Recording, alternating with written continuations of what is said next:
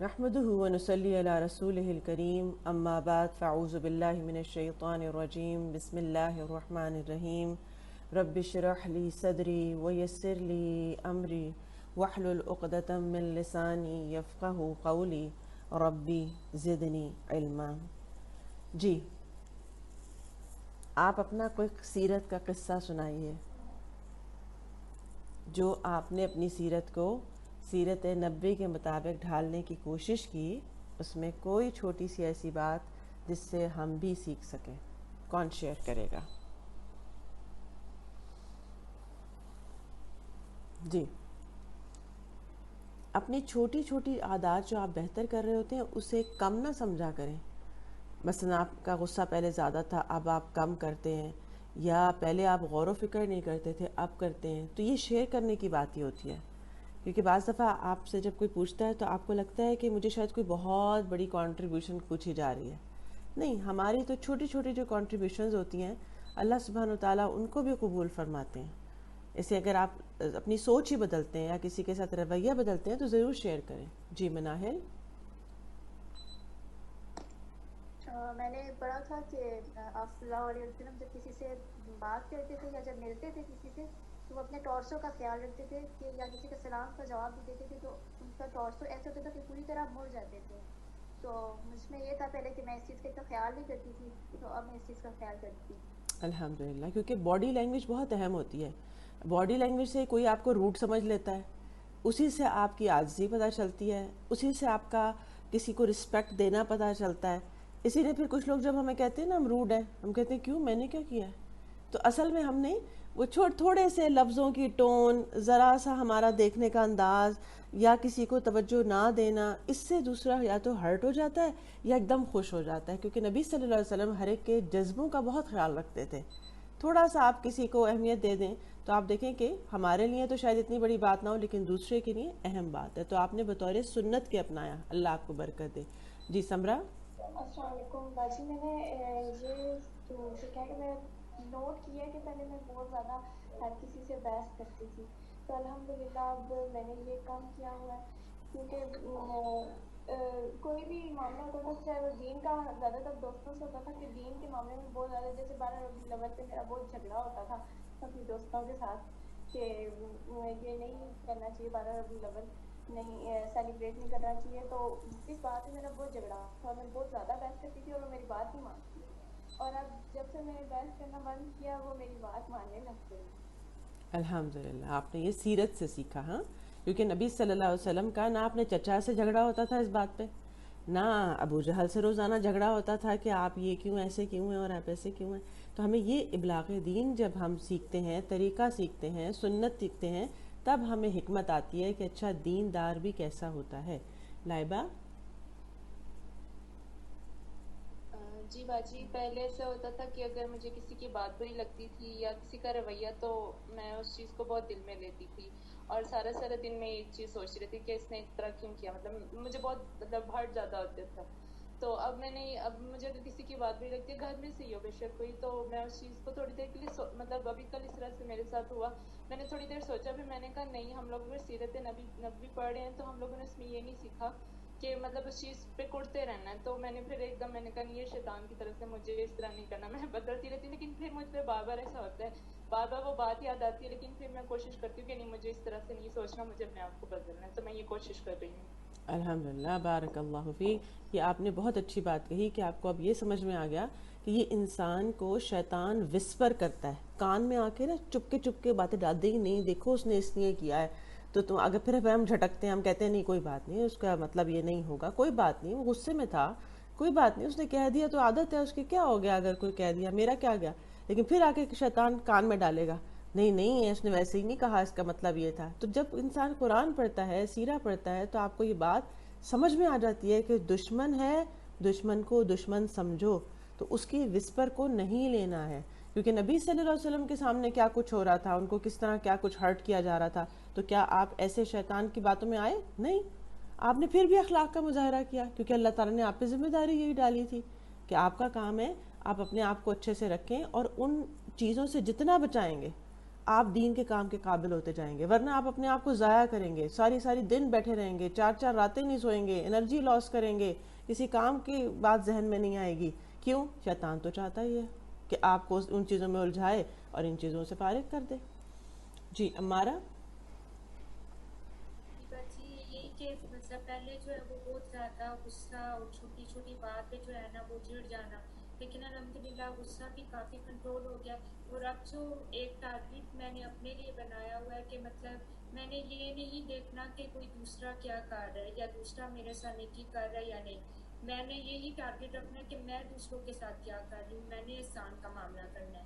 اور second point کہ جب جنگ احد کا واقعہ ہم نے قرآن میں بھی تفسیر میں پڑھا تھا، تو جب مسلمانوں کو شکست ہو گئی تھی تو اس کے بعد جب کفار دوبارہ جا رہے تھے تو انہوں نے دوبارہ واپسی کا ارادہ کیا کہ ہم کمزور مسلمان ہیں تو ہم ان کو ختم کر کے قصہ ہی ختم کر دیتے ہیں۔ تو تب بھی رسول صلی اللہ علیہ وسلم نے بھی ادھر سے دوبارہ جو ہے وہ مسلمانوں کو کہا کہ کون جو ہے وہ مشرکین کے پیچھے جائے گا۔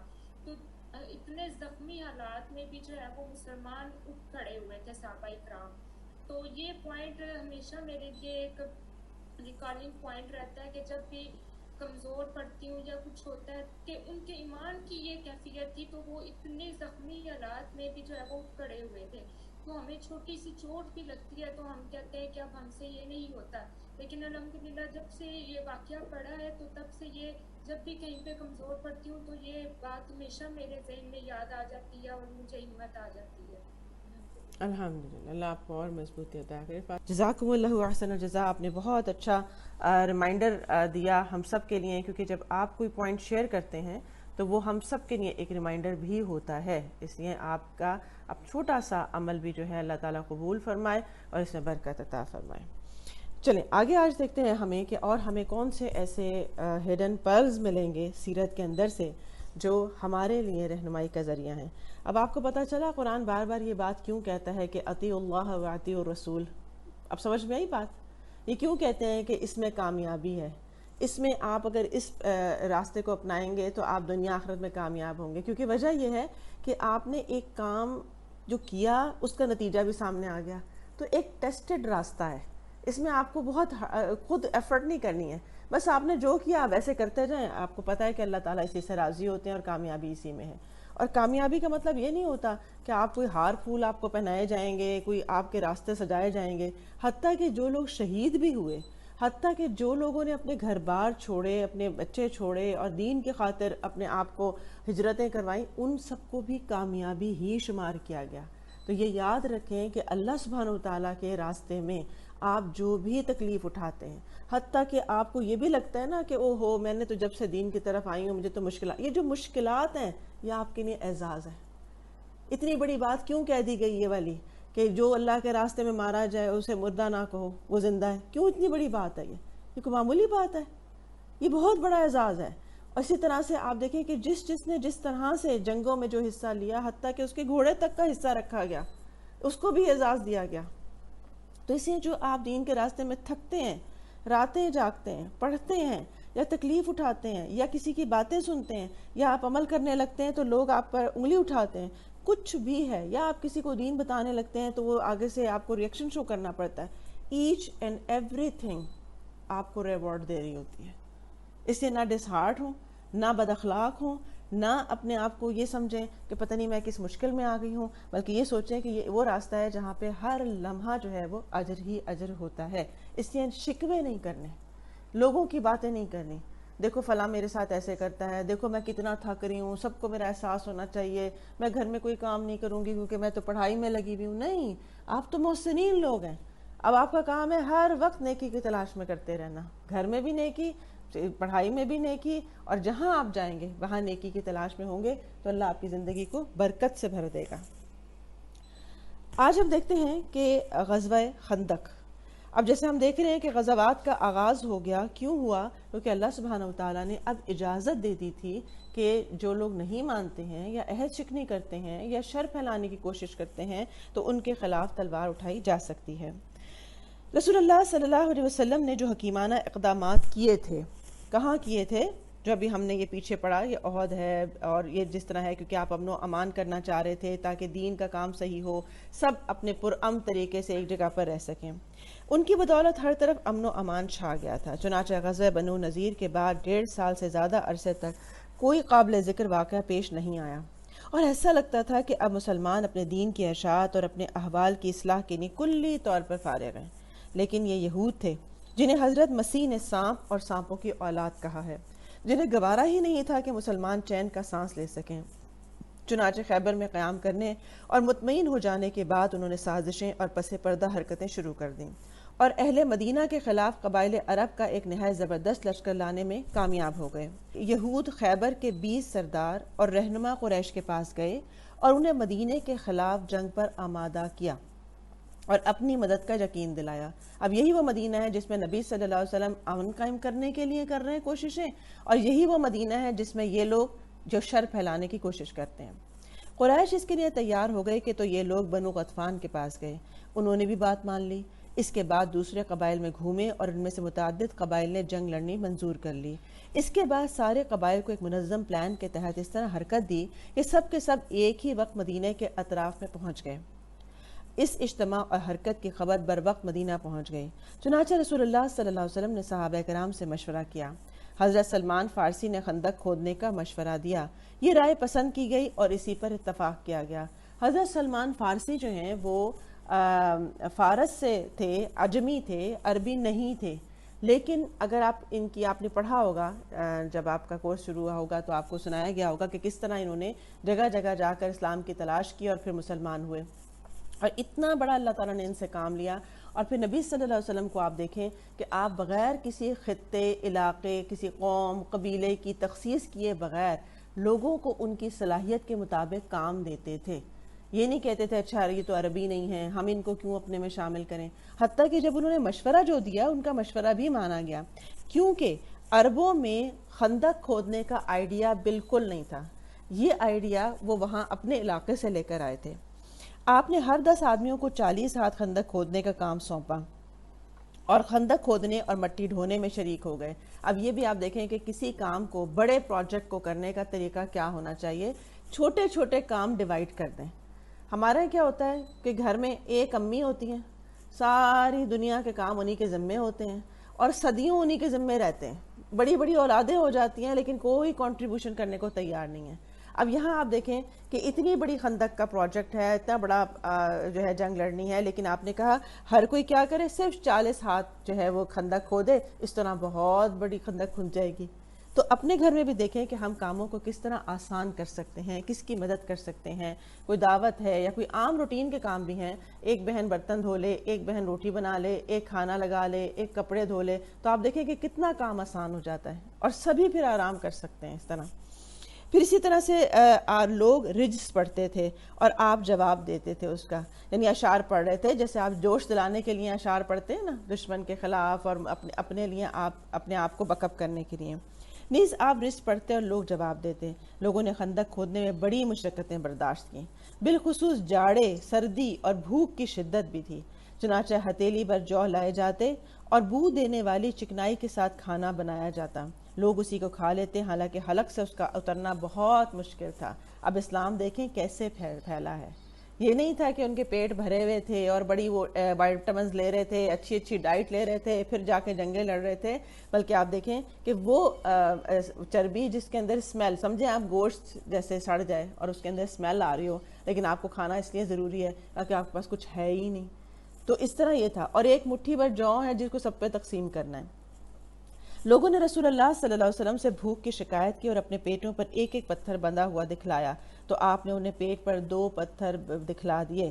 گویا کہ جو لیڈر ہوتا ہے یا کوئی بھی شخص ہے وہ اپنی ٹیم کے ساتھ ویسا ہی ہو جیسا کہ باقی لوگ ہیں. اپنے آپ کو ممتاز نہ کریں یا اپنے آپ کو یہ نہ کہے کہ ہمارے لیے تو یہ آسائشیں جائز ہیں کیونکہ ہم تو بڑے ہیں اور ہم تو افسر لگے ہوئے ہیں اور باقی سب جو ہیں وہ مشقتیں کاٹیں.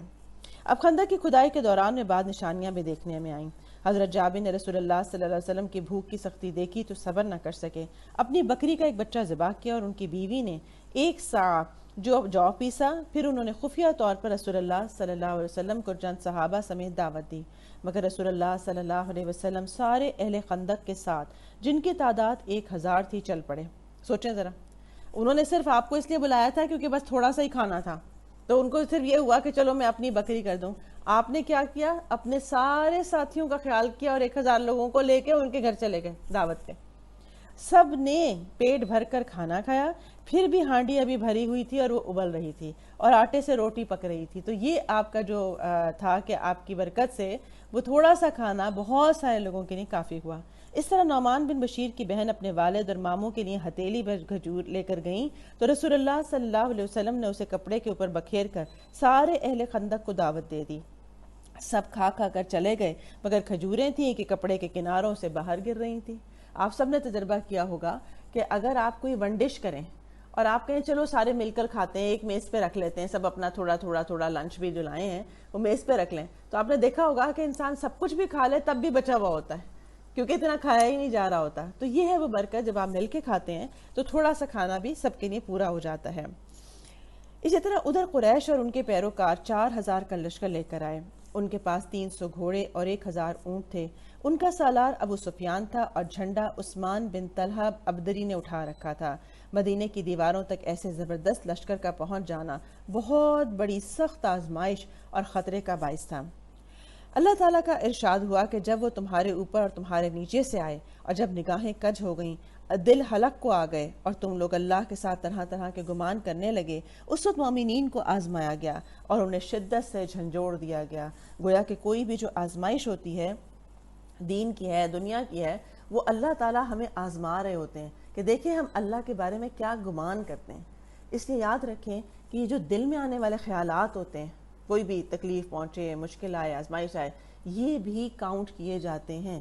یعنی یہ جو قلبی عبادت میں شمار ہوتے ہیں، یہ جو جس کو قلبی عبادت کیا ہے، جیسے توکل کرنا، اللہ کے اوپر حسن ظن رکھنا، اللہ سے ہی مانگتے رہنا، کامل یقین رکھنا کہ اللہ کے سوا کوئی نہیں دور کر سکتا۔ تو یہ قلبی عبادت جو ہے، اس کو بھی اسی طرح سے قائم رکھنا چاہیے، چاہے کوئی بھی کیسا بھی موقع آ جائے، اس کی بھی حفاظت کرنی چاہیے، کیونکہ شیطان باہر سے تو ہم سجدے کر رہے ہوتے ہیں، نمازیں پڑھ رہے ہوتے ہیں، یہ کہہ رہے ہوتے ہیں کہ اللہ ہی ہماری مشکل دور کرے گا، لیکن دل ہے کہ پریشان ہوئے چلا جا رہا ہوتا ہے، دل ہے کہ ایسے ہو رہا ہوتا ہے کہ پتہ نہیں ہوگا نہیں ہوگا، نہیں ممکن ہے، نہیں ہو سکتا، بڑا مشکل ہے، یہ اندر سے ڈپریشن میں جا رہے ہوتے ہیں۔ تو یہ کیا تضاد ہے؟ باہر کا اور اندر کا کیا تضاد ہے؟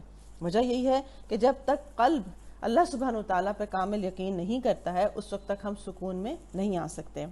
اسی طرح منافقین اور بیمار دلوں کا حال یہ ہوا کہ انہوں نے کہا اللہ اور اس کے رسول نے ہم سے جو وعدہ کیا تھا وہ محض فریب تھا۔ ادھر مشرکین نے قرار یابی کے بعد تیار ہو کر مدینے کی طرف پیش قدمی کی۔ جب مسلمانوں کے قریب پہنچے تو کیا دیکھتے ہیں کہ ایک چوڑی سی خندق ان کے اور مسلمانوں کے درمیان حائل ہے۔ یہ دیکھ کر وہ بھونچکا رہ گئے۔ ابو سفیان نے بے ساختہ کہا یہ کیسی چال ہے جس کو عرب جانتے ہی نہیں ہیں، یعنی یہ تو ایک کوئی نئی چال ہے جس کے لیے ہم تیار ہی نہیں تھے۔ اب انہوں نے خندق کے گرد غیظ و غضب کے ساتھ چکر کاٹنا شروع کیا۔ انہیں کسی ایسے نقطے کی تلاش تھی جہاں سے خندق کو پار کر سکیں، لیکن مسلمان ان پر تیر برسا کر انہیں خندق کے قریب آنے سے روک رہے تھے۔ ایک روز مشرکین کے شہ سواروں کی ایک جماعت نے ایک تنگ مقام سے خندق پار کر لی اور ان کے گھوڑے خندق اور صلاح کے درمیان چکر کاٹنے لگے۔ ادھر حضرت علی رضی اللہ عنہ چند مسلمانوں کے ہمراہ نکلے اور جس مقام سے انہوں نے خندق پار کی تھی اسے قبضے میں لے کر ان کی واپسی کا راستہ بند کر دیا۔ اس پر عمر بن عبد ود نے مبارزت کے لیے للکارا۔ مبارزت کیا ہوتا ہے؟ یعنی ایک کال ادھر سے آتی ہے، ایک ادھر سے، ایک آدمی دشمن کا نکلے اور ایک ادھر مسلمانوں کا۔ وہ بڑا ہی جری اور شفاق انسان تھا۔ حضرت علی نے کچھ کہہ کر اسے بھڑکایا اور وہ گھوڑے سے اتر آیا۔ پھر دونوں نے ایک دوسرے پر بڑھ چڑھ کر وار کیے۔ حضرت علی نے اس کا کام تمام کر دیا اور باقی مشرکین بھاگ نکلے۔ وہ اس قدر مروب تھے کہ اکرمہ نے بھاگتے ہوئے اپنا نیزہ چھوڑ دیا اور نوفل بن عبداللہ خندق میں جا گرا جسے مسلمانوں نے تہہ تیغ کر دیا۔ ایک تیر حضرت سعد بن معاذ کو لگا جس سے ان کے بازو کی بڑی رگ کٹ گئی۔ انہوں نے اللہ سے دعا کی کہ اگر قریش کی جنگ کچھ باقی رہ گئی ہو تو اس کے لیے انہیں زندہ رکھنا، ورنہ اسی زخم کو ان کی موت کا سبب بنا دے۔ البتہ اپنی دعا میں یہ بھی کہا کہ مجھے موت نہ دینا یہاں تک کہ بنو قریظہ سے میری آنکھیں ٹھنڈی ہو جائیں۔ تو گویا کہ کیسے کیسے لوگ تھے کہ جو اپنے دین کی خاطر ہر طرح کی تکلیف، اپنی جسمانی تکلیف، جذباتی تکلیف، ہر چیز بڑی خوشی سے پیش کرنے کو تیار تھے۔ اور پھر یہ دیکھیں کہ ان لوگوں کی خواہشات کیا تھیں، کیا خواہشات تھیں ان لوگوں کی، اور ہماری خواہشات کیا ہیں، ہمارے غم کیا ہیں اور ان کے غم کیا تھے۔ یہ کس بات کے اوپر ہے، ان کی خواہش کیا ہے کہ یہ کیا دیکھیں، ساری خواہشات جو ہیں وہ صرف اور صرف یہ ہیں کہ اللہ سبحانہ وتعالی مسلمانوں کو کامیاب کر دے اور دین کا غلبہ ہو جائے۔ اور دین کا غلبہ ہو جانے کا مطلب کیا ہوتا ہے کہ جو کچھ اللہ سبحانہ وتعالی نے کہا ہے اس کے مطابق ہی عمل کیا جائے۔ اب ہم یہیں دیکھتے ہیں غزوہ بنو قریظہ ہوتا ہے۔ رسول اللہ صلی اللہ علیہ وسلم غزوہ خندق سے واپس آنے کے بعد ابھی ہتھیار اور کپڑے اتار کر ام سلمہ کے گھر میں غسل کر کے فارغ ہی ہوئے تھے کہ حضرت جبرائیل علیہ السلام تشریف لائے اور بنو قریظہ کی طرف نکلنے کا حکم دیتے ہوئے فرمایا، میں آگے آگے جا رہا ہوں، ان کے قلعوں میں زلزلہ برپا کروں گا اور ان کے دلوں میں روب ڈالوں گا۔ وہ یہ کہہ کر فرشتوں کے جلو میں روانہ ہو گئے۔ ادھر رسول اللہ صلی اللہ علیہ وسلم نے لوگوں میں منادی کرا دی کہ جو شخص سمع و اطاعت پر قائم ہے وہ عصر کی نماز بنو قریظہ میں ہی پڑھے۔ اب آپ دیکھیں ابھی اتنے زخمی ہیں، ابھی اتنی مشقت سے ایک غزوہ لڑا ہے، سب کچھ ہوا ہے کہ اچانک سے جو ہے وہ دوسرے کی آ گئی، فوراً کال آ گئی کہ نہیں آپ کو نیکسٹ کے لیے تیار ہونا ہوگا۔ تو بعض دفعہ ایک مشکل ختم نہیں ہوتی کہ اگلی شروع ہو جاتی، پھر وہ ختم نہیں ہوتی کہ اس سے اگلی شروع ہو جاتی ہے۔ تو ہم ایک دو تو سہ جاتے ہیں، تیسری پہ کہتے ہیں بس اب صبر کی بھی کوئی انتہا ہوتی ہے، بس وہاں ہار جاتے ہیں۔ ہارنا نہیں ہے، آخری لمحے تک ہارنا نہیں ہے، کیونکہ اس کا ہر قدم، ہر لمحہ جو ہے وہ اجر کا باعث ہے، اور اللہ سبحانہ وتعالیٰ موقع ہی ان کو دیتا ہے جن کے اندر اللہ تعالیٰ دیکھتا ہے کہ ان کے اندر وہ گٹس ہیں۔ اللہ سبحانہ وتعالیٰ جن کی قبولیت فرماتا ہے انہی کو ایسی آزمائشوں سے گزارتا ہے۔ اب آپ یہاں پر دیکھیں کہ جبرائیل علیہ السلام ہے، فرشتوں سے مدد ہو رہی ہے، فرشتے آ کے اطلاع دے رہے ہیں آپ کو کہ آپ نیکسٹ کے لیے تیار رہیں، ہم آپ کی مدد کس طرح کریں گے کہ دشمن میں روب ڈال دینا۔ اس کے بعد مدینہ کا انتظام ابن ام مکتوم کو سونپا، حضرت علی کو جنگ کا جھنڈا لے کر ایک جماعت کے ساتھ روانہ کیا۔ بنو قریظہ نے انہیں دیکھا تو رسول اللہ صلی اللہ علیہ وسلم پر گالیوں کی بوچھاڑ کر دی اور حرزہ رسائی کی۔ ادھر اعلان سن کر مسلمان بھی جھٹ پٹ تیار ہو گئے اور نکل پڑے۔ اب زخمی ہیں جو بھی ہیں، بس اللہ کے لیے نکلنا ہے، رسول اللہ صلی اللہ علیہ وسلم کا حکم آ گیا ہے تو اطیعوا اللہ و اطیعوا الرسول ہے۔ بعض لوگ ابھی رستے میں تھے کہ عصر کا وقت ہو گیا، چنانچہ کچھ لوگوں نے وہیں نماز پڑھ لی اور کچھ لوگوں نے بنو قریظہ پہنچنے تک مؤخر کر دی۔ رسول اللہ صلی اللہ علیہ وسلم بھی مہاجرین اور انصار کے جلو میں نکلے اور بنو قریظہ کے انا نامی ایک کنویں پر پڑاؤ ڈالا۔ اللہ تعالیٰ نے بنو قریظہ کے دلوں میں روب ڈال دیا اور وہ اپنی گڑھیوں میں قلعہ بند ہو گئے، انہیں لڑائی کی جرت ہی نہیں ہوئی اور مسلمانوں نے سختی سے ان کا محاصرہ کر لیا۔ محاصرہ کیا ہوتا ہے کہ وہ جو قلعے میں ہوتا تھا، قلعے میں اپنے آپ کو بند کیا اور باہر سارے مسلمان تھے کہ جیسے یہ نکلیں گے تو ان کے ساتھ ہماری لڑائی ہوگی۔ اب یہ ویٹ کر رہے تھے کہ جو لڑائی ہے وہ ہو، لیکن وہ انہوں نے اپنے آپ کو اندر ہی قید کر لیا کیونکہ اللہ تعالیٰ نے ان کے دلوں میں روب ڈال دیا۔ یاد رکھیں کہ جب آپ سچے ہوں گے، آپ اللہ کی خاطر کوئی عمل کریں گے، چاہے وہ پردہ کرنا کیوں نہ ہو، چاہے وہ بدعات چھوڑنا کیوں نہ ہو، چاہے وہ اپنی نماز کو درست کرنا کیوں نہ ہو، کوئی بھی چیز جو آپ نے اللہ کی خاطر کی تو اللہ تعالیٰ آپ کے لیے دوسروں کے دلوں میں روب ڈال دے گا۔ آپ نے اکثر دیکھا کہ جو نیک لوگ ہوتے ہیں، جو اللہ کی عبادت زیادہ کرتے ہیں، مطیع فرما بردار زیادہ ہوتے ہیں، وہ لوگوں کے درمیان میں ہوں تو ان کا ایک روب ہوتا ہے۔ حالانکہ ہم نے ان کو تہجد گزاری کرتے نہیں دیکھا ہوتا، ہمیں نہیں پتا وہ کتنی تسبیحات پڑھتے ہیں، لیکن ان کا ایک خاص طرح کا روب ہوتا ہے جس کا لوگ اکرام کرتے ہیں۔ دیکھا آپ نے یہ والی چیز؟ عام کوئی مرد ہوگا نا تو جو لوگ دوپٹہ نہیں اوڑھتے سر پہ، وہ نہیں اوڑھتے، ٹھیک ہے نہیں اوڑھتے، لیکن جیسے قاری صاحب آئیں گے تو ایسی خواتین بھی فوراً سر پہ دوپٹہ اوڑھ لیتی ہیں، ایسے وہ قاری صاحب سے بات کرتے ہوئے دوپٹہ سر پہ ہوتا ہے۔ کیوں؟ یہ ہے کہ ایسے جو دین ہے اس کا ایک روب ہوتا ہے، اور جو بھی شخص عمل کرنے والا ہوتا ہے اللہ تعالیٰ اس کی اس طرح مدد فرماتے ہیں۔ ادھر طوالت محاصرہ کے ساتھ ہی بنو قریظہ کے حوصلے ٹوٹ گئے، چنانچہ 25 روز کے بعد انہوں نے اپنے آپ کو رسول اللہ صلی اللہ علیہ وسلم کے حوالے کر دیا کہ آپ جو فیصلہ مناسب سمجھیں کریں۔ آپ نے مردوں کو باندھ لیا عورتوں اور بچوں کو علیحدہ کر لیا۔ قبیلہ اوس کے لوگ عرض پرداز ہوئے، ہمارے ان خلفاء پر احسان فرمائے جس طرح خزرج کے خلفاء بنو قینقاع پر احسان فرمایا تھا۔ آپ نے فرمایا، کیا آپ لوگ اس بات پر راضی نہیں کہ ان کے متعلق آپ ہی کا ایک آدمی فیصلہ کرے؟ کتنی حکمت کی بات ہے، آپ کی فیصلوں میں حکمت بڑی نظر آتی ہے۔ اب آپ فیصلہ نہیں کر رہے، آپ کہہ رہے ہیں آپ کا اپنے علاقے کا، کیونکہ جب آپ کے اپنے علاقے، اپنے قبیلے، اپنا ہی کوئی فیصلہ کر رہا ہوتا ہے تو آپ کے اندر وسعت ہوتی ہے اسے قبول کرنے کے لیے۔ دوسرا آدمی وہی بات کرے تو آپ کو لگتا ہے کہ بڑی مشکل بات کر رہا ہے، ہمارے خلاف بات کر رہا ہے۔ اب انہوں نے کہا، کیوں نہیں؟ آپ نے فرمایا، تو یہ معاملہ سعد بن معاذ کے حوالے ہے۔ پھر اسی طرح انہوں نے یہ فیصلہ کیا کہ مردوں کو قتل کر دیا جائے، عورتوں اور بچوں کو قیدی بنا لیا جائے اور اموال تقسیم کر دیا جائیں۔ رسول اللہ صلی اللہ علیہ وسلم نے فرمایا، تم نے ان کے بارے میں وہی فیصلہ کیا ہے جو 7 آسمانوں کے اوپر اللہ تعالیٰ کا فیصلہ ہے۔ گویا کہ آپ نے ان کی رائے کو اہمیت دی۔ بنو قریظہ کے چند افراد ہتھیار ڈالنے سے پہلے مسلمان ہو گئے تھے، ان سے کوئی تعارض نہیں کیا گیا۔ یہ کتنی اہم بات ہے کہ جو شخص بات مان لیتا ہے، پہلے وہ جتنا مرضی دشمنی کیوں نہ کر رہا ہو، لیکن اگر کوئی شخص اپنی اصلاح کر لیتا ہے، بعد میں احسان کے رویے پر آ جاتا ہے، تو پھر اس کا یقین کرنا چاہیے۔ بعض دفعہ ہوتا ہے نا، ہماری کسی سے نہیں بنتی، پہلے اچھے تعلقات نہیں ہوتے، پھر تھوڑے سے بہتر ہو جاتے ہیں، پھر بھی ہم اس پہ شک کرتے رہتے ہیں، اس کی اچھائی بھلائی کو بھی نا ایسے نظروں سے دیکھتے ہیں، نہیں کوئی مفاد ہی ہوگا، پہلے تو نہیں تھی کہ ہمارے گھر آتی تھیں، آج کل پتہ نہیں کیوں آ رہی ہیں، یعنی تو یہ چیز نہیں ہے۔ ہم دیکھتے ہیں کہ نبی صلی اللہ علیہ وسلم جب کوئی شخص جو تھا اپنی اصلاح کر لیتا تھا تو اس کو قبول کرتے تھے، اس کا اکرام کیا کرتے تھے۔ تو اس اخلاق کو بھی بہتر کرنے کی ضرورت ہے۔ پھر اسی طرح آپ نے کھجوروں، درخت اور قیدیوں سمیت ان سب کا خمس نکال کر جو بھی مال آیا تھا، بقیہ مال غنیمت فوجیوں پر تقسیم کر دیا۔ جو پیدل تھا اسے 1 حصہ اور جو شہ سوار تھا اسے 3 حصے دیے گئے، 1 حصہ اس کا اپنا اور 2 حصے اس کے گھوڑے کے دیے گئے۔ سبحان اللہ، اللہ سبحانہ وتعالیٰ کسی کا بھی ادھار نہیں رکھتے ہیں، ایک کے کئی گنا کر کے لوٹاتے ہیں۔ گویا کہ اس جو گھوڑا جو استعمال ہوا تھا اس کے بھی آپ نے اس کا حصہ نکالا۔ اسی طرح قیدیوں کو نجد بھیج کر ان کے بدلے ہتھیار خرید لیے گئے۔ جب بنو قریظہ کا کام تمام ہو چکا تو بندہ صالح حضرت سعد بن معاذ کی دعا قبول ہو گئی۔ وہ مسجد نبی کے خیمے میں تھے تاکہ نبی صلی اللہ علیہ وسلم قریب ہی سے ان کی عیادت کر لیا کریں۔ ان کے اوپر ایک بکری گزر گئی جس سے زخم کھل کر ہنسلی کے پاس سے بہہ نکلا اور اس قدر خون نکلا کہ وہ وفات پا گئے۔ ان کا جنازہ مسلمانوں کے ساتھ فرشتوں نے بھی اٹھایا اور ان کی موت پر رحمان کا عرش لرز اٹھا تھا۔ کیسے کیسے لوگ تھے کہ جن سے اللہ نے اپنے دین کا کام لیا۔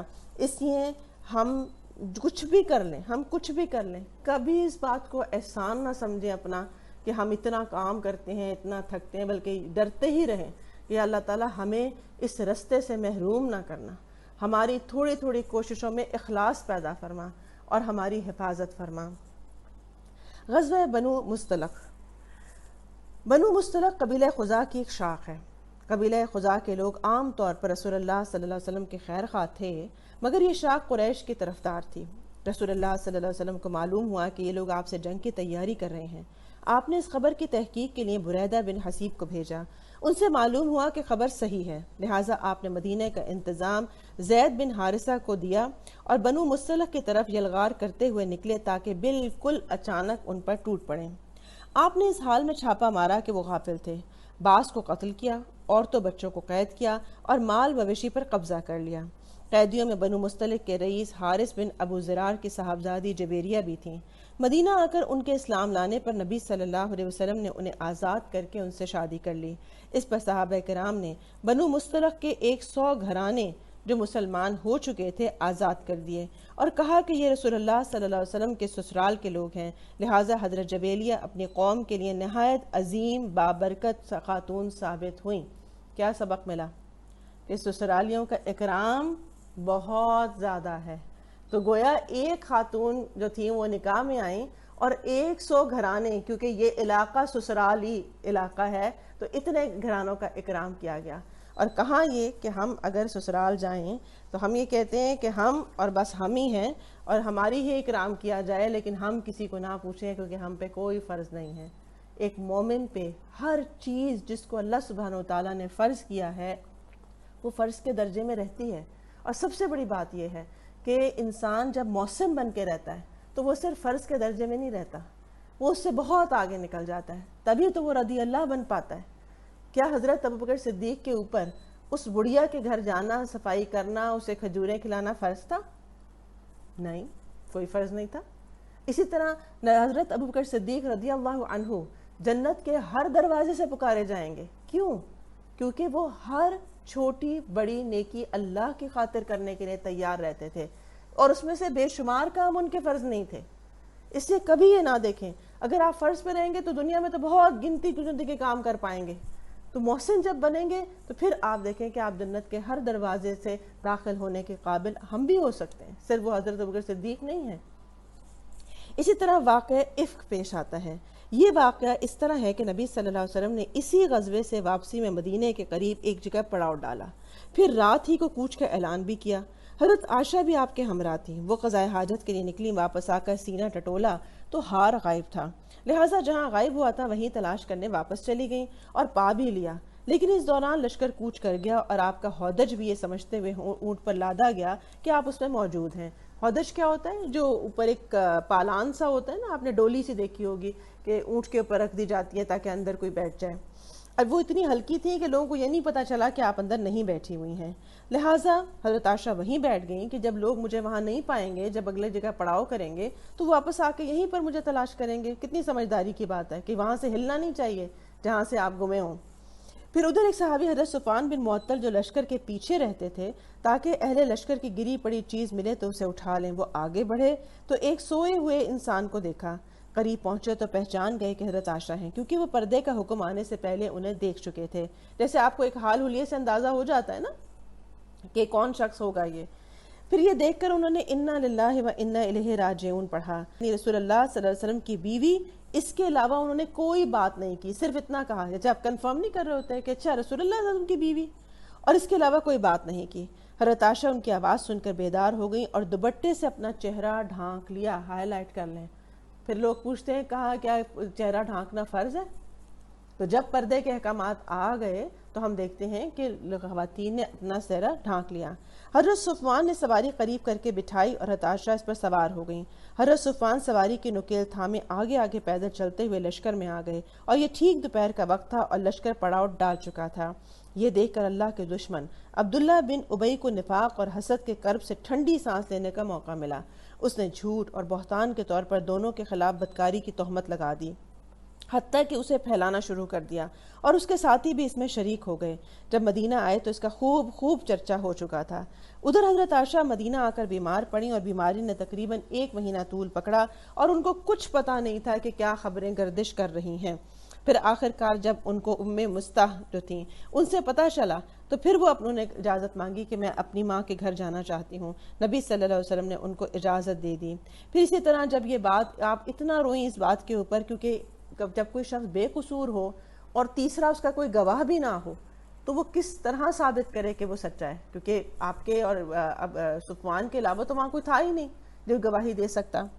دوسری رات کی صبح ہوئی تو رسول اللہ صلی اللہ علیہ وسلم تشریف لائے، بیٹھ کر خطبہ دیا کہ اے عائشہ، مجھے تمہارے متعلق ایسی اور ایسی بات معلوم ہوئی ہے، اگر تم پاک ہو تو اللہ تمہاری برات ظاہر کر دے گا، اور اگر تم نے کسی گناہ کا ارتکاب کیا ہے تو اللہ سے مغفرت مانگ لو اور توبہ کر لو، کیونکہ بندہ جب اپنے گناہ کا اقرار کر کے اللہ سے توبہ کرتا ہے تو اللہ قبول فرما لیتا ہے۔ اس وقت حضرت عائشہ کے آنسو تھم گئے۔ انہوں نے والدین سے کہا کہ آپ کچھ کہیے۔ انہوں نے کہا ہم کیا کہیں، کیا سچے لوگ تھے کہ جس بات کو ہم نے دیکھا نہیں ہم کیا کہیں اس کے بارے میں، اور ہم اتنی لمبی تقریریں کرتے ہیں، میرا بیٹا ایسا ہو ہی نہیں سکتا، یہ نہیں ہو سکتا، وہ نہیں ہو سکتا۔ کتنے محتاط لوگ ہیں، زبان نہیں کھولنی اگر ہمیں کچھ نہیں پتا ہے تو پھر کسی کی سائیڈ نہیں لینی ہے۔ حتیٰ کہ نبی صلی اللہ علیہ وسلم یہ نہیں کہہ رہے ہیں کہ میری بیوی ایسی نہیں ہے، کیوں؟ میں نے جب دیکھا نہیں تو میں کیا بات کہوں، کچھ بھی نہیں کہہ سکتے۔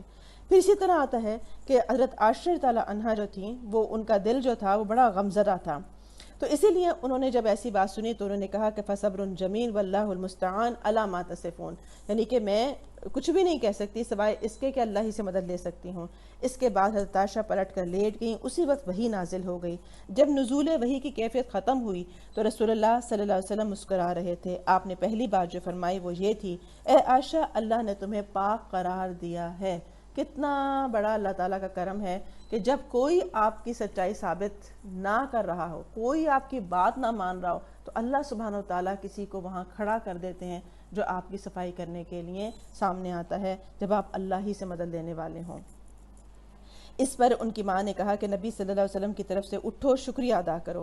حضرت عائشہ نے کہا واللہ میں ان کی طرف سے نہیں اٹھوں گی، میں تو صرف اللہ ہی کی تعریف کروں گی۔ کیوں؟ کیونکہ ایسے موقع پر کسی نے یہ نہیں کہا کہ عائشہ ایسی نہیں ہے، کیونکہ انسان کا کتنا ہرٹ ہوا ہوتا ہے وہ، اور وہ چاہتا ہے کہ میرے اپنے سگے جو مجھے جانتے ہیں وہ میری گواہی دیں، لیکن وہ بھی ایسے تقویٰ والے تھے کہ انہوں نے بھی گواہی نہیں دی۔ کیونکہ آپ دیکھیں کہ ایسے موقع پر اپنے جب گواہی دیتے ہیں تو مانتا کون ہے؟ کہتے ہیں ہاں اپنی بیٹی ہے نا اس لیے ایسے کہہ رہے ہیں، کوئی کہتا ہے ہاں اپنی بیوی ہے نا اس لیے ایسے کہہ رہے ہیں، تو اس لیے ایسی گواہی کو مانتا ہی کوئی نہیں ہے۔ تو اللہ سبحانہ وتعالیٰ نے اس خاندان پہ جو کرم کیا، اور اس طرح سے سورہ نور کی 10 آیات حضرت عائشہ تعالیٰ عنہا کے لیے نازل ہو گئیں، جو کہ بہت بڑا اعزاز تھا۔ پھر اسی طرح سے جو منافقین تھے جنہوں نے یہ پروپیگنڈا کیا تھا، ان کو دنیا میں کوئی سزا نہیں دی گئی تاکہ وہ آخرت میں زیادہ سزا کو سمیٹ لیں، اور جو مسلمانوں میں سے کچھ لوگ تھے کہ جو ان کی چال میں آ گئے تھے تو پھر ان کو 80 کوڑے لگائے گئے تھے۔ اسی طرح سے عمرہ حدیبیہ ہوتا ہے۔ عمرہ حدیبیہ کے لیے مدینے میں رسول اللہ صلی اللہ علیہ وسلم کو خواب دکھلایا گیا کہ آپ اور آپ کے صحابہ امن کے ساتھ مسجد حرام میں داخل ہوئے اور سروں کو منڈوایا اور قصر کروایا ہے۔ آپ نے صحابہ کو اس کی اطلاع دی اور یہ بتلایا کہ آپ عمرے کا ارادہ رکھتے ہیں۔ گرد و پیش میں جو اعراب تھے ان میں بھی روانگی کا اعلان کر دیا گیا، مگر انہوں نے تاخیر کی۔ ان کا خیال تھا کہ رسول اللہ صلی اللہ علیہ وسلم اور مومنین واپس اپنے گھروں میں کبھی نہیں آئیں گے۔ کیوں؟ اس لیے کیونکہ دشمنی تھی، وہاں سے تو ہجرتیں کر کے آئے تھے، وہاں سے تو جان کا خطرہ تھا تو یہاں آئے تھے۔ تو ان کا خیال یہ تھا کہ اگر ہم اس وقت عمرہ کرنے جاتے ہیں تو پھر وہاں جا کے تو جنگ و جدل ہو جائے گا، وہاں تو کوئی واپس آئے گا ہی نہیں۔ مگر بعد میں انہوں نے صرف یہ عذر تراش لیا کہ ہمیں ہمارے انبار اور اولاد نے مشغول کر رکھا تھا، لہٰذا ہمارے لیے صرف دعائے مغفرت فرما دیجئے، گویا کہ عمرے پر ساتھ جانے سے ایکسکیوز کر لیا۔ رسول اللہ صلی اللہ علیہ وسلم بروز پیر 1400 مہاجرین و انصار کے ساتھ مدینے سے روانہ ہوئے اور اپنے ساتھ قربانی کے جانور بھی لے لیے تاکہ لوگوں کو معلوم ہو جائے کہ آپ جنگ کے لیے نہیں جا رہے بلکہ عمرے کے لیے ہی جا رہے ہیں۔ ذوالحلیفہ پہنچ کر جانوروں کو قلادے پہنائے، کوہان چیر کا نشان بنایا اور عمرے کا احرام باندھ لیا۔ پھر اسی طرح سے آپ نے سفر جاری رکھا، اور آپ نے یہ چیز یعنی واضح طور پر لوگوں کے ذریعے سے بھی یہ پیغام پہنچایا کہ وہ یہ بات بتا دیں جا کر کہ ہم عمرے کے لیے آئے ہیں، ہم لڑنے نہیں آئے ہیں، لہٰذا جو ہمارے اور بیت اللہ کے درمیان حائل ہوگا ہم اس سے لڑیں گے۔ رسول اللہ صلی اللہ علیہ وسلم نے حضرت ابو بکر صدیق کی یہ رائے قبول کر لی۔ ادھر خالد بن ولید نے ظہر کی نماز میں مسلمانوں کو رکوع اور سجدہ کرتے دیکھا تو کہا یہ لوگ اب غافل ہیں، کیوں نہ ان کے اوپر حملہ ہی کر دیا جائے۔ پھر طے کیا کہ عصر کی نماز کے دوران میں حملہ کروں گا، لیکن اللہ نے ظہر اور عصر کے درمیان میں صلاۃ الخوف کا حکم نازل کر دیا اور خالد بن ولید کے ہاتھ سے یہ جو موقع تھا یہ جاتا رہا تھا۔ پھر اس کے بعد رسول اللہ صلی اللہ علیہ وسلم جو تھے وہ ان کو یہ پتہ چل گیا تھا کہ یہ لوگ اب لڑائی کرنے کا ارادہ رکھتے ہیں، لیکن کیونکہ آپ تو بغیر ہتھیار کے آئے تھے اور اسی طرح سے آپ احرام میں بھی تھے، صرف اسی لیے تاکہ دوسرے کو یقین آ جائے۔ پھر رسول اللہ صلی اللہ علیہ وسلم نے اس راستے کو چھوڑ کر دوسرا راستہ اختیار کیا اور مکے سے نیچے داہنے ہاتھ چل کر سنیت المرار پہنچ گئے، جہاں سے حدیبیہ میں اترتے ہیں۔ وہاں پہنچ کر آپ کی اونٹنی بیٹھ گئی اور لوگوں نے ڈانٹا بھی تو نہیں اٹھی۔ لوگوں نے کہا قصوہ اڑ گئی، آپ نے فرمایا قصوہ اڑی نہیں ہے اور نہ یہ اس کی عادت ہے، لیکن اسے اس ہستی نے روک رکھا ہے جس نے ہاتھی کو روک دیا تھا۔ پھر آپ نے فرمایا کہ اللہ کی قسم یہ لوگ مجھ سے کسی بھی ایسے معاملے کا مطالبہ نہ کریں گے جس میں اللہ کی حرمتوں کی تعظیم کر رہے ہوں، مگر میں اسے ضرور تسلیم کر لوں گا۔ یعنی کہ آپ نے کہا کہ اگر کوئی صحیح بات کی جائے گی تو ہم کوئی بھی ایسا بات ہوگی ہم اسے مانیں گے، لیکن اگر کوئی ہم سے ایسی بات کرے گا کہ جو درست نہیں ہے تو اس کو نہیں مانا جائے گا۔ پھر اسی طرح سے صحابہ کرام نے جانوروں کو کھڑا کر دیا، کیونکہ جب آپ آئے تو آپ کو ایک شخص تھا جو آیا، اس نے کہا کہ آئیے ہم بات چیت کرتے ہیں۔ نبی صلی اللہ علیہ وسلم نے فرمایا کہ یہ جو شخص آ رہا ہے یہ جانوروں کا بہت احترام کرتا ہے، لہٰذا آپ اپنے جانور اس کے آگے کھڑے کر دیں۔ پھر حکمت آ رہی ہے کہ جو جیسا ہے سامنے والا اس کے مزاج کے مطابق معاملہ کیا جائے۔ صحابہ نے جانور کھڑے کر دیے اور خود بھی لبیک پکارتے ہوئے اس کا استقبال کرنے لگے تاکہ ایک دم امپریشن پڑے کہ ہم تو بھئی صرف عمرے کے لیے آئے ہیں۔ اس نے یہ کیفیت دیکھی تو کہا سبحان اللہ، ان لوگوں کو بیت اللہ سے روکنا ہرگز مناسب نہیں۔ بھلا یہ کیا کہ لخم اور جزام اور حمیر کے لوگ تو حج کریں اور عبد المطلب کا بیٹا بیت اللہ سے روک دیا جائے۔ بیت اللہ کے رب کی قسم قریش برباد ہوئے، یہ لوگ گمراہ کرنے آئے ہیں۔ قریش نے یہ بات سنی تو کہا کہ بیٹھ جاؤ، تم عرابی ہو، تمہیں چال بازیوں کا کوئی علم نہیں ہے، گویا کہ ان کو خاموش کروا دیا گیا۔ اسی طرح سے نبی صلی اللہ علیہ وسلم نے اپنا ایک نمائندہ حضرت عثمان رضی اللہ عنہ کے شکل میں بھیجا ان کے پاس، تاکہ وہ ان سے بات چیت کر سکے۔ ایک ہوتا ہے نا، آپ کہتے ہیں کہ اچھا بیٹھ کے بات کرتے ہیں، کیا معاملہ ہے۔ اب رسول اللہ صلی اللہ علیہ وسلم نے طے کیا کہ قریش کے پاس ایک سفیر روانہ کریں جو انہیں یقینی طور پر بتلائے کہ آپ عمرے ہی کے لیے آئے ہیں۔ لہٰذا آپ نے حضرت عثمان بن عفان کو روانہ کیا۔ انہیں یہ بھی حکم دیا کہ وہ مکے کے کمزور مومن مردوں اور عورتوں کے پاس جا کر انہیں قریب ہی فتح کی بشارت بھی دے دیں، اور یہ بتا دیں کہ اللہ عز و جل اپنے دین کو مکے میں ظاہر اور غالب کرنے والا ہے، جہاں تک کہ کسی کو ایمان چھپانے کی ضرورت ہی نہیں رہے گی۔ حضرت عثمان ابان بن سعید اموی کی پناہ میں مکے کے اندر داخل ہوئے اور پیغام پہنچایا۔ قریش نے پیشکش کی کہ بیت اللہ کا طواف آپ کر لیں، مگر انہوں نے اس حالت میں طواف کرنے سے انکار کر دیا کہ رسول اللہ صلی اللہ علیہ وسلم کو روکا گیا ہے۔ پھر قریش نے حضرت عثمان کو روک لیا، غالباً وہ چاہتے تھے کہ باہم مشورہ کیا جائے، پھر جواب سمیت انہیں روانہ کریں، مگر ان کی تاخیر سے مسلمانوں میں یہ افواہ پھیل گئی کہ انہیں قتل کر دیا گیا ہے۔ چونکہ قاصد کو قتل کرنے کے معنی اعلان جنگ ہے، اس لیے رسول اللہ صلی اللہ علیہ وسلم نے یہ بات سنی تو فرمایا، ہم اس جگہ سے ٹل نہیں سکتے یہاں تک کہ ان لوگوں سے مارکہ آرائی نہ کر لیں۔ پھر آپ نے ایک درخت کے نیچے صحابہ کرام کو جنگ پر بیعت کرنے کی دعوت دی۔ صحابہ ٹوٹ پڑے اور بڑی گرم جوشی کے ساتھ موت پر اور میدان سے نہ بھاگنے پر بیعت کی۔ رسول اللہ صلی اللہ علیہ وسلم نے اپنا ایک ہاتھ دوسرے ہاتھ سے پکڑ کر فرمایا، یہ عثمان کا ہاتھ ہے۔ لیکن جب بیعت مکمل ہو چکی تو حضرت عثمان بھی آ گئے، اور اللہ نے اس بیعت کی فضیلت میں آیات بھی نازل کر دیں کہ جو فرمایا گیا کہ لقد رضی اللہ عن المؤمنین اذ یبایعونک تحت الشجرہ، کہ اللہ ان لوگوں سے راضی ہو گیا جنہوں نے درخت کے نیچے بیعت کی تھی، اور یہیں سے اس کا نام بیعت رضوان پڑ گیا تھا۔ تو بعض دفعہ کوئی مواقع ایسے ہوتے ہیں کہ جس میں صرف آپ کی نیت کو چیک کیا جا رہا ہوتا ہے، آپ کے ارادوں کو چیک کیا جا رہا ہوتا ہے، دیکھیں آپ کتنے سچے ہیں۔ اللہ نے آپ سے کوئی اسماعیل کی قربانی نہیں لینی ہوتی، لیکن ہاں چیک کیا جا رہا ہوتا ہے کہ اگر آپ سے مانگ لی جائے تو کیا آپ دینے والے ہیں۔ تو اس وقت اپنے نفس کو دیکھا کریں کہ کیا میں چھوٹی چھوٹی قربانیاں اللہ کی خاطر دے سکتی ہوں۔ قریش نے اس بیعت کا حال سنا تو ان پر زبردست روب طاری ہو گیا۔ انہوں نے صلح کرنے کے لیے سہیل بن عمر کو بھیجا۔ سہیل نے لمبی گفتگو کی اور اس کے بعد چند شرطوں کے اوپر معاملہ طے پایا، جس میں کئی شرطیں ایسی تھیں جو لگ رہا تھا کہ بالکل مسلمانوں کے خلاف ہیں، جیسا کہ قریش کا جو آدمی مسلمانوں کی پناہ میں جائے گا، مسلمان اسے قریش کے حوالے واپس کر دیں گے، لیکن مسلمانوں کا جو آدمی قریش کی پناہ میں آئے گا، قریش اسے واپس نہیں کریں گے۔ اسی طرح اور بھی کچھ چیزیں ایسی تھیں کہ جو لگ رہا تھا کہ مسلمانوں کے خلاف ہیں، لیکن بہرحال نبی صلی اللہ علیہ وسلم نے اللہ کے حکم سے ان کو مانا، کیونکہ اللہ کی یہی مرضی تھی۔ اسی طرح اس کے بعد حضرت علی کو بلایا اور املا کروایا، یعنی وہ جو شرائط تھیں وہ املا کروائی گئیں، اور بسم اللہ الرحمن الرحیم لکھیں کہا گیا۔ سہیل نے کہا، ہم نہیں جانتے رحمان کیا ہے۔ آپ نے کہا بسمک اللہم لکھیں۔ رسول اللہ صلی اللہ علیہ وسلم نے انہیں یہی لکھنے کا حکم دے دیا۔ پھر ہم نے املا کروایا، یہ وہ بات ہے جس پر محمد رسول اللہ نے مصالحت کی ہے۔ اس پر سہیل نے کہا، اگر ہم جانتے کہ آپ اللہ کے رسول ہیں تو پھر نہ تو ہم آپ کو بیت اللہ سے روکتے، نہ آپ سے جنگ کرتے، آپ ہمارے لیے محمد بن عبداللہ لکھوائیں۔ آپ نے فرمایا، میں اللہ کا رسول ہوں، اگرچہ تم لوگ اس کو جھٹلا دو۔ پھر حضرت علی کو حکم دیا کہ اسے مٹا دو، اور یہاں مٹا کر محمد بن عبداللہ لکھ دو، لیکن حضرت علی نے مٹانا گوارا نہ کیا، لہٰذا رسول اللہ صلی اللہ علیہ وسلم نے خود اپنے دست مبارک سے مٹایا، اور پھر پوری دستاویز کے 2 نسخے لکھے، ایک نسخہ قریش کے لیے اور ایک نسخہ مسلمانوں کے لیے تھا۔ اب یہاں پر بھی آپ کی عاجزی دیکھیں، آپ کا صلح جو ہونا دیکھیں، کہ جو بات تنازع بن رہی ہے اور اس کو وائٹ کیا جا سکتا ہے تو صرف اپنی انا کا شکار نہیں ہو جانا۔ حالانکہ آپ سچے نبی تھے، لیکن آپ نے یہ نہیں کہا کہ نہیں یہی لکھو کہ میں نبی ہوں، مانو اس بات کو۔ آپ نے کہا کوئی بات نہیں، اگر ہمیں اتنی سی بات سے صلح ہو جاتی ہے تو کوئی مسئلہ نہیں ہے۔ تو جو شخص صلح کرنے والا ہوتا ہے نا، وہ بہت کمپرومائزنگ بھی ہوتا ہے، لیکن وہ حکمت پر مبنی کمپرومائز کر رہا ہوتا ہے، وہ دیکھ رہا ہوتا ہے کہ بڑا فائدہ کس چیز کے اندر ہے۔ رسول اللہ صلی اللہ علیہ وسلم صلح لکھوا کر فارغ ہو چکے تو صحابہ کرام نے فرمایا، اٹھو اور اپنے اپنے جانور قربان کر دو۔ کیوں؟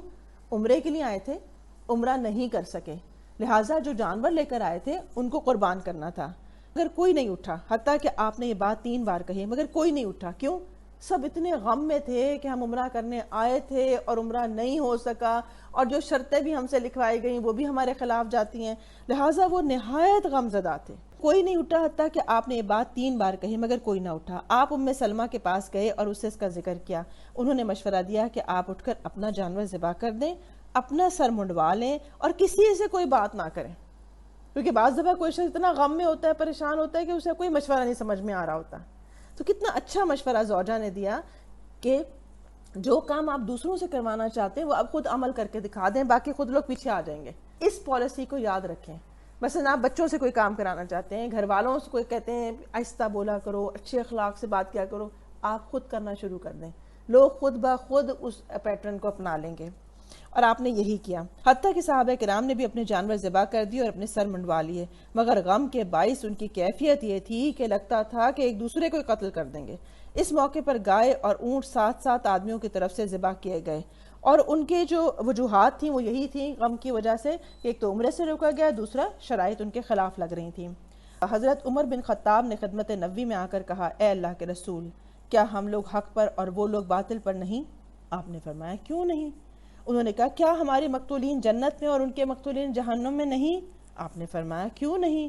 انہوں نے کہا پھر ہم کیوں اپنے دین کے بارے میں دباؤ قبول کریں اور ایسی حالت میں پلٹیں کہ بھی اللہ نے ہمارے ان کے درمیان فیصلہ نہیں کیا؟ آپ نے فرمایا خطاب کے صاحبزادے، میں اللہ کا رسول ہوں، اس کی نافرمانی نہیں کر سکتا، وہ میری مدد کرے گا اور مجھے ہرگز ضائع نہیں کرے گا۔ بڑا سا ہائی لائٹ کر لیں، بعض دفعہ آپ کی زندگی کے حالات، زندگی کے فیصلے، آپ کو لگتا ہے خسارہ، آپ کو لگتا ہے سب غلط ہو رہا ہے، آپ کو لگتا ہے میں ایسا نہیں چاہتی تھی، تو کیا یاد رکھیں، اپنے آپ کو کیا یاد کروائیں کہ جو اللہ کا فیصلہ ہے وہ خیر ہے۔ آنے والا وقت ہو سکتا ہے وہ یہی چیز ثابت کر دے کہ آپ کو لگے کہ یہی چیز تھی۔ کیوں؟ اللہ ہمیں ہرگز ضائع نہیں کرے گا۔ کب؟ جب ہم اللہ کے فیصلوں کو ماننے والے ہوں گے۔ آپ نے اپنی سی کوشش کی، باقی اللہ نے جو تقدیر میں لکھا تھا اس کو خیر مانگے اللہ تعالیٰ سے کہ ہمیں اللہ اس کی خیر دکھا دے اور اس کے شر سے محفوظ رکھے۔ کتنا عمدہ جواب دیا کہ ہم اللہ کی نافرمانی نہیں کر سکتے، جو اللہ کا فیصلہ آگے ہمیں ماننا ہوگا۔ پھر اسی طرح سے اس کے بعد اللہ تعالیٰ نے اِنَّا فَتَحْنَا لَكَ فَتْحًا مُبِينًا کی آیات نازل کر دیں، جن میں اس صلح کو فتح مبین قرار دیا گیا۔ وہ جو آتا ہے نا کہ ہو سکتا ہے ایک چیز تمہیں پسند ہو لیکن تمہارے حق میں اچھی نہ ہو، اور ہو سکتا ہے ایک چیز ہے جسے تم ناگوار سمجھتے ہو اور وہی تمہارے لیے خیر ہو، اور آخر جملہ آیت کا بہت ہی عمدہ ہوتا ہے، اور اللہ جانتا ہے تم نہیں جانتے۔ کیوں؟ کیونکہ ہم مستقبل نہیں جانتے، ہم نہیں جانتے کہ آنے والے وقت میں جو آج ہمیں ناگوار چیز لگ رہی ہے وہ کس طرح خیر ہوگی۔ لہٰذا اس ساری جو غم کی کیفیت تھی اس کو اللہ تعالیٰ نے ان آیات کے ذریعے سے یقین میں بدل دیا کہ یہ اصل میں فتح مبین ہے۔ رسول اللہ صلی اللہ علیہ وسلم نے حضرت عمر کو بلایا اور یہ آیات پڑھ کر سنائیں۔ وہ کہنے لگے یا رسول اللہ یہ فتح ہے؟ آپ نے فرمایا ہاں۔ اس سے ان کے دل کو سکون ہو گیا اور وہ واپس چلے گئے۔ بعد میں حضرت عمر کو اپنی اس تقصیر پر سخت ندامت ہوئی اور اس کی تلافی کے لیے انہوں نے بہت سے اعمال کیے، برابر صدقہ خیرات کیا، روزے رکھے، نماز پڑھی اور غلام آزاد کیے، یہاں تک کہ خیر کی امید بندھی کہ میں نے ایسے کیوں اختلاف کیا تھا، میں نے ایسے کیوں بولا تھا اس وقت، میں نے فوراً اللہ کے فیصلے کو کیوں نہیں مان لیا تھا۔ تو سوچیں ہم تو کتنی دفعہ اللہ کے ایسے فیصلوں کے اوپر کیوں، کیا، کیسے، میرے ساتھ ہی کیوں، کتنا کچھ ہم ایسے بول جاتے ہیں، کتنے صدقے کرتے ہیں، کتنے توبہ استغفار کرتے ہیں۔ تو ایسی چیزوں کے اوپر بھی اللہ سبحانہ وتعالیٰ سے معافی مانگنی چاہیے، کیونکہ بعض دفعہ ہم اللہ کے بارے میں بدگمان ہو جاتے ہیں، شیطان کر دیتا ہے، تو اس سے بھی بچنے کی ضرورت ہے۔ اب اسلامی دعوت کی رفتار پر اس صلح کا بہت گہرا اثر ہوا، یعنی واقعی وہ جو صلح تھی جو دیکھنے میں مسلمانوں کے خلاف لگ رہی تھی وہی فتح مکہ کا سبب بنی، بعد میں جا کے حالات واقعات ایسے ہوئے، مسلمانوں کو عام عربوں سے ملنے اور انہیں اللہ کی دعوت دینے کا موقع مل گیا، لہٰذا لوگ بکثرت اسلام میں داخل ہوئے۔ صرف 2 سال میں مسلمانوں کی تعداد اتنی ہو گئی کہ 19 سال میں نہیں ہوئی تھی۔ اکابر قریش جو قریش کا نچوڑ اور عطر تھے، یعنی عمر بن عاص، خالد بن ولید، عثمان بن طلحہ، اپنی رغبت اور مرضی سے لا الہ الا اللہ محمد رسول اللہ کی شہادت دیتے ہوئے خود خدمت نبی میں حاضر ہو گئے۔ اسلام پر انہوں نے بیعت کر لی، اس کی راہ میں جان و مال اور صلاحیت اور قدرت سب کچھ صرف کرنے کا وعدہ کر لیا۔ جب یہ لوگ خدمت نبی میں حاضر ہوئے تو رسول اللہ صلی اللہ علیہ وسلم نے فرمایا مکہ نے اپنے جگر گوشوں کو ہمارے حوالے کر دیا ہے۔ سبحان اللہ. یہ ہے وہ اللہ سبحانہ و تعالیٰ کا معاملہ کہ وہ انسان کو آزمائش سے گزارتا ہے، تنگی سے گزار کر دیکھتا ہے کہ چیک کرتا ہے کہ دیکھو یہ کتنے سچے کتنے پکے ہیں. تو کبھی بھی مشکلات آ جائیں دین کے راستے میں تو یہ سمجھ لیا کریں کہ اب مجھے آزمایا جا رہا ہے کہ میں کتنی مخلص ہوں. تو اپنا اخلاص سلامت رکھیں، اللہ سے دعائیں کریں، لیکن اس رستے کو نہیں چھوڑنا ہے. کیونکہ جو شخص میدان احد میں کھڑا ہوتا ہے، جو بدر دیکھتا ہے، جو خندق دیکھتا ہے، پھر ایک دن وہ فتح مکہ بھی ضرور دیکھتا ہے. اور یاد رکھیں ہر انسان کی زندگی میں بدر کا میدان، احد کا میدان ضرور آتا ہے، لیکن فتح مکہ وہ دیکھتا ہے جو ثابت قدم رہتا ہے. اور جو بدر کے میدان سے ہی مڑ جاتا ہے، جو احد کے میدان میں جاتا ہی نہیں ہے، اسے کبھی فتح مکہ بھی نصیب نہیں ہوتی ہے. اللہ سبحانہ و تعالی ہمیں اخلاص کے ساتھ قبول فرمائے اور سیرت نبوی عطا فرمائے. وآخر دعوانا ان الحمد للہ رب العالمین. سبحانک اللہم وبحمدک اشہد ان لا الہ الا انت استغفرک واتوب الیک. بارک اللہ فیکم. السلام علیکم ورحمۃ اللہ وبرکاتہ.